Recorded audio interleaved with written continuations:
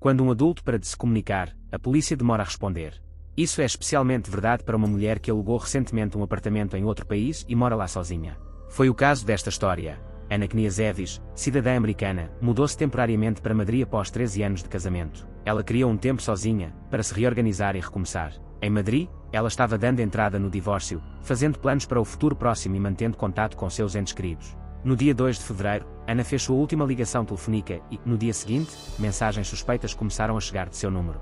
Sua amiga percebeu imediatamente que não era ela. Ana Kniazevis nasceu em Montenegro por volta de 1983, em uma família que seguia os valores tradicionais dos Balcãs. Ela passou a infância em uma região onde família, disciplina e educação desempenham um papel fundamental na formação da personalidade. Ela cresceu em uma cultura onde o respeito aos mais velhos, a educação e a independência eram considerados os princípios mais importantes para o futuro. Desde cedo, Ana demonstrou organização, capricho e um desejo de independência. Essas características a acompanharam por toda a vida. Mais tarde, após se mudar para os Estados Unidos, Ana obteve a cidadania americana. Pouco se sabe sobre seus primeiros anos nos Estados Unidos. No entanto, ela se adaptou ao novo ambiente com bastante rapidez. A vida na América abriu oportunidades para o crescimento profissional e pessoal. Ela dominou o inglês, começou a desenvolver habilidades profissionais e, eventualmente, tornou-se uma membro ativa da comunidade local. Ela sempre deu grande importância à educação e ao desenvolvimento pessoal. Não buscava publicidade, preferindo levar uma vida tranquila e discreta. No início de 2010, Ana conheceu David Kniazevis em Fort Lauderdale, Flórida. Eles rapidamente desenvolveram um relacionamento sério e logo começaram a morar juntos, casando-se posteriormente. Com o tempo, eles se tornaram não apenas cônjuges, mas também sócios. Juntos, o casal criou uma empresa que fornecia suporte técnico e soluções de TI. David supervisionava os assuntos técnicos, enquanto Ana, segundo pessoas próximas, era responsável pela organização e estratégia. Mais tarde, o casal começou a investir em imóveis, comprando propriedades na Flórida. Externamente, a união parecia sólida, um negócio estável, uma casa e um estilo de vida consolidado. Eles davam a impressão de um casal caminhando com confiança rumo à independência financeira. No entanto, com o passar do tempo, problemas começaram a surgir dentro da família, sem que ninguém ao redor percebesse. Gradualmente, sérias tensões emergiram no relacionamento, incluindo desentendimentos financeiros e conflitos pessoais. Em 2023, o casamento de Ana e David havia chegado a um ponto de ruptura irreversível. Segundo familiares, eles estavam em processo de separação e a questão da divisão de bens tornou-se crucial. Tanto os ativos da empresa quanto os imóveis estavam em risco. O processo de divórcio em si ainda não havia sido formalmente finalizado, mas as partes já estavam se preparando, as negociações estavam em andamento, surgiam discussões e as tensões na comunicação entre elas aumentavam. Segundo alguns conhecidos, a situação se complicava pelo fato de a separação envolver não apenas questões emocionais, mas também grandes somas de dinheiro. Com o agravamento do conflito, Ana decidiu deixar temporariamente os Estados Unidos. Em dezembro de 2023, mudou-se para Madrid, alugando um imóvel no prestigiado bairro de Salamanca. De acordo com ela, essa medida foi necessária para se distanciar da pressão, reavaliar a situação e encerrar com serenidade um período doloroso de sua vida.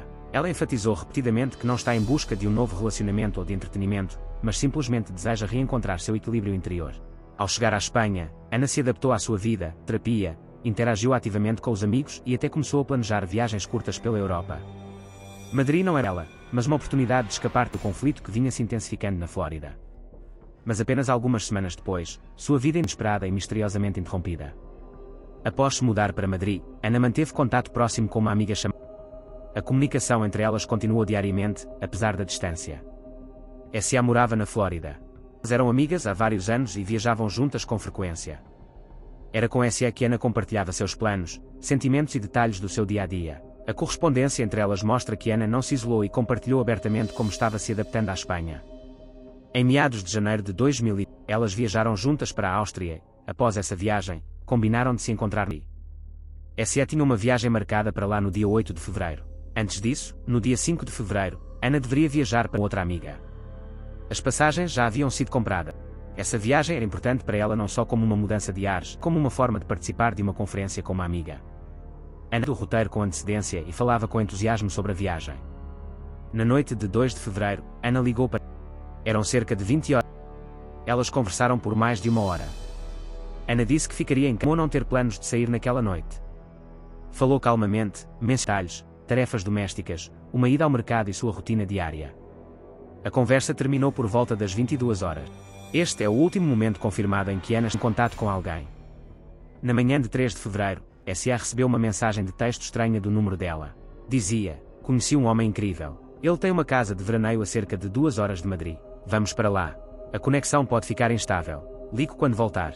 Mais tarde, chegou outra mensagem. Depois de uma sessão de terapia ontem, queria dar uma caminhada. Ele me abordou na rua. Sentimos uma forte conexão imediatamente. Isso nunca me aconteceu antes. S.A. Essas palavras pareceram estranhas. Ela sabia que Ana era cautelosa e nunca saía com estranhos, principalmente para outro lugar sem avisar. Ela respondeu imediatamente, mas não recebeu mais mensagens. As tentativas de contato por telefone também foram infrutíferas. A princípio, S.A. pensou que a conexão realmente pudesse ter sido interrompida, mas a cada minuto que passava, sua ansiedade só aumentava. Naquele mesmo dia, outra amiga de Ana recebeu uma mensagem semelhante. Ela se comunicou com ela em espanhol. No entanto, o estilo dessas mensagens levantou dúvidas. Elas eram escritas de maneira seca e atípica, com frases incomuns que não refletiam a entonação característica de Ana. O mais estranho era o uso de um dialeto incomum, estrangeiro para ela. Segundo o irmão de Ana, o texto parecia ter sido escrito primeiro em outro idioma e depois traduzido por um tradutor automático. Essa teoria parecia convincente. A mensagem recebida soava estranhamente formal e artificial, o que também o alarmou. Ambos os destinatários das mensagens, S.A. e a amiga que falava espanhol, perceberam imediatamente que Ana não havia escrito os textos. Eles compararam o estilo com correspondências anteriores, nas quais Ana se expressava em uma linguagem confusa, o que estava completamente ausente neste caso. Além disso, a situação descrita nas mensagens contradizia seu comportamento nos dias anteriores. No dia seguinte, S.A. começou a procurar outras maneiras de contatar Ana. Tentaram com conhecidos em comum, por meio de um aplicativo de localização e até mesmo por telefone para hospitais. Nada funcionou. O celular de Ana continuava ligado, mas ela não atendia. Após receber mensagens perturbadoras do celular de Ana Kniazevis, a amiga de S.A. contatou imediatamente a polícia de Madrid. Ela explicou que o comportamento da amiga era completamente atípico. A comunicação havia cessado repentinamente e as mensagens eram escritas de uma maneira incomum para ela. No entanto, a polícia espanhola não tomou nenhuma providência. Naquele momento, presumiram que Ana era adulta e tinha o direito de tomar suas próprias decisões, incluindo partidas repentinas. O desaparecimento formal de Ana não foi considerado suspeito. A polícia afirmou que, antes de iniciar uma investigação, precisava verificar se ela realmente não estava contatando-os voluntariamente. Mensagens inocentes e o silêncio de Ana não foram considerados suficientes. A única pista em que a polícia se apropriou foi o dia 5 de fevereiro, data em que Ana comprou passagens para Barcelona. As autoridades policiais declararam que, se ela não comparecesse à estação de trem ou não entrasse em contato com elas, sua ausência seria oficialmente considerada como desaparecida. Essa decisão significou que nenhuma providência foi tomada durante 3 dias após Ana parar de responder. A polícia não acessou seu telefone, não inspecionou seu apartamento nem solicitou informações sobre seus últimos passos. Durante esse período, os amigos de Ana tentaram contatá-la por conta própria. Eles telefonaram, escreveram e contataram pessoas em Madrid, mas sem sucesso. Chamar a polícia para que tomasse providências também não surtiu efeito. A situação continuou sendo tratada como um assunto pessoal. Em 5 de fevereiro, Ana não apareceu na estação de trem e nenhum de seus telefones atendeu. Somente então as autoridades a declararam oficialmente desaparecida. No mesmo dia, foi emitida uma ordem judicial para obter acesso ao seu apartamento e aos registros telefónicos. No entanto, surgiu outro obstáculo. O juiz negou o pedido, alegando não haver sinais de crime no apartamento. Não havia sinais de arrombamento, barulho, luta ou outros indícios de violência. Legalmente, não havia justificativa para uma busca ou acesso aos seus registros. Quando a polícia finalmente inspecionou o apartamento alguns dias depois, descobriu que a porta estava trancada pelo lado de fora. Por dentro, tudo parecia estar em ordem. Seus pertences estavam intactos, não havia sinais de luta e seus objetos de valor ainda estavam no lugar. Mas a ausência da proprietária, apesar da total segurança do imóvel, levantou sérias dúvidas. Isso indicava que ou ela havia saído voluntariamente e nunca mais retornado, ou havia sido escoltada para fora sem deixar vestígios de invasão. O irmão de Ana, Philip, estava em contato próximo com as autoridades espanholas, mas observou que a coordenação entre os dois países era complicada. Ele disse a repórteres que os investigadores em Madrid não falavam inglês e que ainda não havia recebido apoio suficiente dos Estados Unidos. Ele também expressou preocupação com a falta de cooperação estreita entre a polícia do FBI espanhola e o consulado americano, apesar de se tratar de uma cidadã americana que havia desaparecido em outro país em circunstâncias obscuras. Os primeiros dias após o desaparecimento de Ana foram crucialmente perdidos.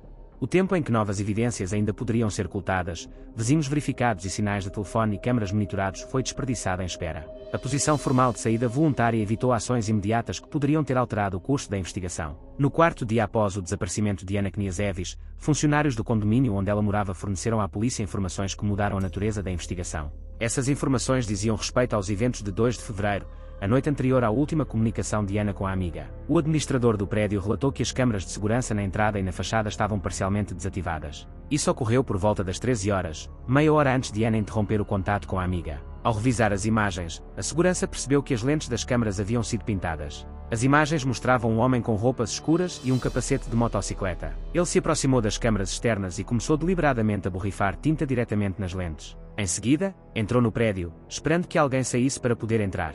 Uma vez lá dentro, repetiu as mesmas ações, pintando a câmara na área do elevador.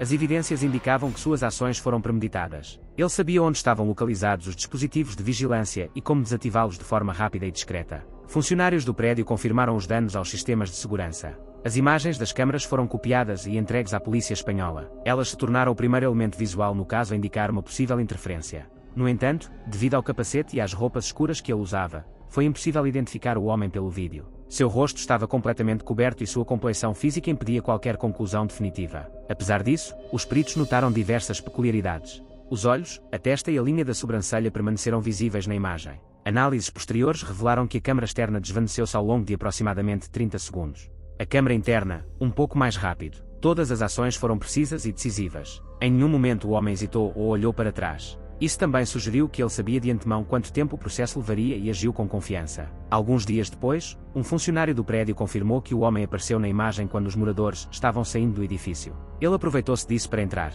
Isso sugere que ele não tinha acesso com crachá ao código e, portanto, não estava registrado como morador. Seu trajeto foi direto da entrada até a câmara perto do elevador, sem desvios ou paradas. O vídeo provocou uma forte reação não só da polícia, mas também dos amigos de Ana Sá, que a essa altura já estava em Madrid. Passou a gravação para jornalistas. A primeira brecha na mídia surgiu e a história começou a ganhar repercussão. A mídia começou a especular que o homem de capacete poderia estar diretamente ligado ao desaparecimento de Ana. No entanto, seus motivos e identidade permaneceram desconhecidos. Após a divulgação da imagem do vídeo, o FBI iniciou sua própria análise. Eles afirmaram que, mesmo com baixa qualidade de gravação, é possível usar fragmentos da imagem para compará-la com bancos de dados. Deram atenção especial ao formato da área dos olhos, ao espaço entre as sobrancelhas, à estrutura das arcadas superciliares e à parte superior do rosto. Essas áreas podem manter um grau suficiente de reconhecimento mesmo quando parcialmente marcadas. O interesse pelo vídeo aumentou depois que foi revelado que o homem havia usado a mesma marca de tinta que posteriormente apareceu em outros episódios do caso.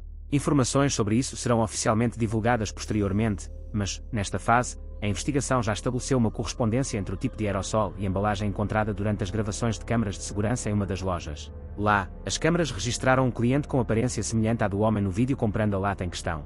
Após o silêncio de Ana Kniazevis, sua amiga S.A. contatou seu marido, David Kniazevis. A conversa ocorreu em 4 de fevereiro. Segundo S.A., ele estava na Flórida na época. Ela sugeriu que fossem juntos a Madrid para tentar encontrar Ana. Ele concordou, prometeu viajar no dia seguinte e até mencionou um voo específico de Miami. No entanto, ele não chegou no dia combinado. Mais tarde, informou que estava na Sérvia. Essa situação intrigou os amigos de Ana.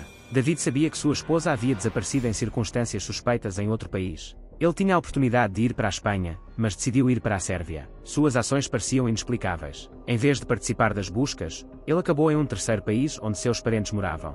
A pergunta óbvia que surgiu foi: por que ele se recusou a viajar para o local onde sua esposa havia desaparecido e não fez nenhuma tentativa de se juntar pessoalmente às buscas? O comportamento de David despertou as suspeitas de S.A. Ela observou que sua reação foi fria, embora ele não demonstrasse indiferença aberta, suas ações desafiavam o bom senso. Ele não tomou nenhuma providência para chegar a Madrid durante os primeiros dias críticos. Alegou que não tinha nada a fazer na Espanha porque não falava espanhol, não tinha onde morar e não conhecia a região. Seu advogado também afirmou isso. O representante de David disse aos repórteres que viajar para um país onde ele não tinha contatos seria ineficaz. Ele acrescentou ainda que seu cliente estava preocupado com o desaparecimento de Ana, mas não considerou necessário estar presente no local. Após o desaparecimento de Ana, David contratou um advogado na Flórida. A defesa alegou que seu cliente havia contatado o FBI e fornecido todas as informações necessárias, incluindo dados de cartão de crédito e tentativas de obter assistência jurídica na Espanha. No entanto, nenhuma dessas ações envolveu sua participação pessoal nas buscas no local. Apesar de fornecer informações, David manteve-se distante e não fez declarações públicas. A viagem de David à Sérvia tornou-se cada vez mais controversa. Ele alegou ter deixado os Estados Unidos antes do desaparecimento de Ana e ter permanecido no exterior durante todo o período. Contudo, S.A. afirmou ter falado com ele por telefone em 4 de fevereiro, e que ele teria dito estar na Flórida. Isso sugere que o voo para a Sérvia pode ter ocorrido após essa conversa. Informações oficiais do Serviço de Fronteiras não foram divulgadas na época. O advogado de David citou seu passaporte como prova, alegando que a partida havia ocorrido antes. Essas discrepâncias alimentaram a desconfiança e aumentaram as suspeitas contra ele. A situação complicou-se ainda mais pelo fato de que, meses antes do desaparecimento de Ana, uma disputa de bens entre o casal havia se intensificado. Diante da iminente divisão de ativos, o surgimento de suspeitas parecia lógico. Não se tratava apenas de um acordo de divórcio, mas sim de quantias significativas de dinheiro e bens em comum. Os amigos de Ana enfatizaram que o relacionamento entre eles não era mais pacífico. David e seu advogado, no entanto, insistiram no contrário. Segundo eles, o divórcio não havia sido litigioso. O casal simplesmente havia se distanciado. Naquela época, David ainda não havia sido formalmente acusado e permanecia fora dos Estados Unidos. No entanto, sua ausência, a recusa em participar das buscas e as inconsistências em seu depoimento serviram de base para uma investigação mais aprofundada. Embora ele alegasse não ter nenhuma ligação com o desaparecimento de sua esposa, detalhes circunstanciais crescentes despertaram o interesse do FBI. Em maio de 2024, as autoridades americanas detiveram David Kniazevic no Aeroporto Internacional de Miami. Ele havia chegado em um voo internacional e foi preso sem resistência por agentes diplomáticos e do FBI ao passar pela segurança. Essa foi a primeira ação oficial que o ligou diretamente ao desaparecimento de Anna Kniazevic. A acusação foi formulada como participação no sequestro de uma cidadã americana, cometido fora do país. A prisão foi baseada em uma série de evidências circunstanciais, porém interligadas, ocultadas como parte de uma investigação internacional. O elemento central foi uma gravação de vídeo obtida por investigadores na Espanha e na Sérvia.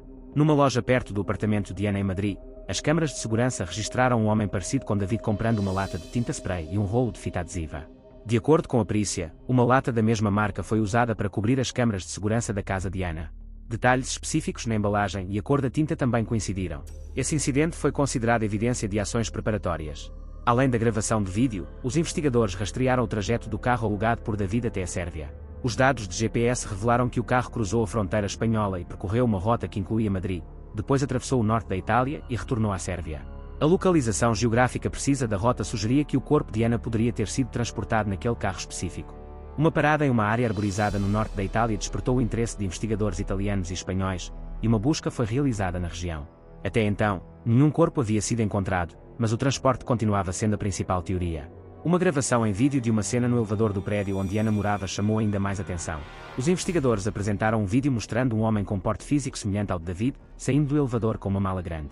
Isso ocorreu na noite do desaparecimento dela. Seu rosto não é visível, mas o horário e as circunstâncias coincidiam com outros elementos do caso. Os investigadores acreditam que a mala pode ter sido usada para remover o corpo do apartamento.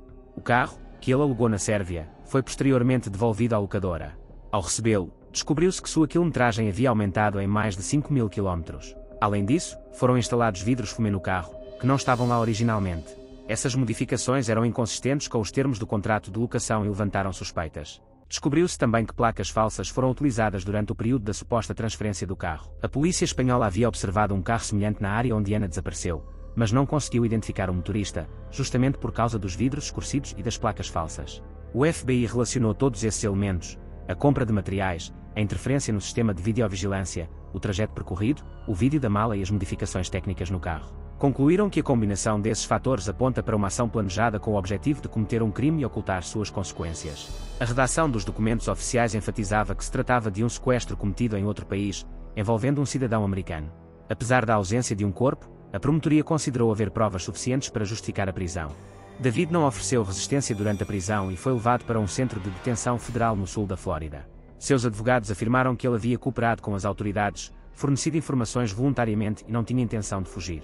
No entanto, os promotores insistiram que o volume de provas circunstanciais e as circunstâncias do caso indicavam um alto risco de fuga. Após a prisão de David, sua primeira audiência de fiança foi realizada em Miami. O juiz rejeitou o recurso, citando o alto risco de fuga. Em sua justificativa, ele observou que os investigadores acreditavam que as ações relacionadas ao desaparecimento de Anna Kniazevic foram meticulosamente planejadas e bem executadas. A decisão do tribunal enfatizou especificamente o grau de premeditação e sofisticação no comportamento do suspeito, o que, na opinião do tribunal, impedia sua libertação antes do julgamento. Os advogados de Kniazevic entraram com um segundo recurso. Eles insistiram que seu cliente não representava perigo e não tinha intenção de se esquivar da investigação.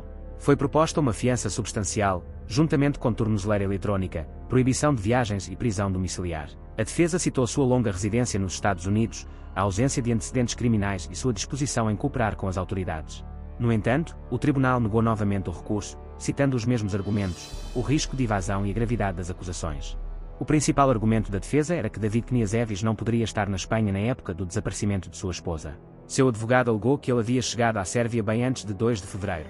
Carimbos no passaporte e informações de voos internacionais corroboravam essa teoria. A defesa insistiu que Kniazevic não poderia estar fisicamente em Madrid na época do suposto crime. Além disso, o advogado apontou que David não fala espanhol e não tem residência nem conexões na Espanha, o que, em sua opinião, tornava improvável o envolvimento de seu cliente no crime.